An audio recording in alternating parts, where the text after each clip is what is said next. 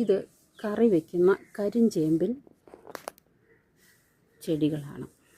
ചേമ്പ് പല തരത്തിലും വിവിധ ഇനത്തിലും ഉണ്ട്. ഇത് വേരിൽ ഇറങ്ങുന്ന ഇനമല്ല. വളരെ പുരാതന കാലം മുതലേ ഇതിൻ്റെ ഈ കറുത്ത തണ്ട് നമ്മൾ കറിയായിട്ടെടുക്കാനും തോരൻ വയ്ക്കാനും തീയൽ വയ്ക്കാനും ഒക്കെ എടുക്കുന്ന ഒരു തരം ചേമ്പാണ്. ഇതിൻ്റെ ഈ തണ്ട് നമ്മൾ ഒന്ന് വലുതാകുമ്പോൾ മുറിച്ചെടുത്ത് അതിൻ്റെ പുറത്തുള്ള കറുത്ത തൊലി നമ്മൾ ഇരിച്ചെടുത്ത് കളഞ്ഞതിന് ശേഷം അത് പല രൂപത്തിലും ചെറിയ കട്ടകളായിട്ട് പുളിങ്കറി എന്ന് പറയും. പുളിയും ഉള്ളിയും വെളുത്തുള്ളി ഇഞ്ചിയൊക്കെ ഇട്ട് രസം പോലെ വയ്ക്കാം. പിന്നെ അത് തോരനായിട്ട് വയ്ക്കാം. വെളുത്തുള്ളിയും ഇഞ്ചിയൊക്കെ അരച്ച ഒരു കൂട്ട് വെച്ച് തോരനായിട്ടും വയ്ക്കാം.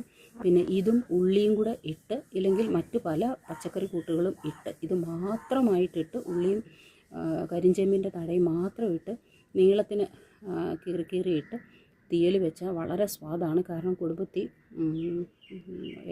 കുഞ്ഞു കുട്ടിയായിരുന്നപ്പോൾ കുടുംബത്തിലിത് നിത്യം വയ്ക്കുന്നതാണ്. പെരടത്തിൽ ധാരാളമുണ്ട്, നട്ട് വളർത്തിയിട്ടുമുണ്ട്. നാടൻ പോഷകാംശം ധാരാളമുള്ള ഒരു ചേമ്പിൻ്റെ ഇനമാണ്. നമ്മുടെ ഇലയെല്ലാം പച്ച നിറത്തിലിരിക്കും, പക്ഷേ അതിൻ്റെ ഞരമ്പുകളൊക്കെ ഒരു തരം കറുത്ത നിറം കാണും.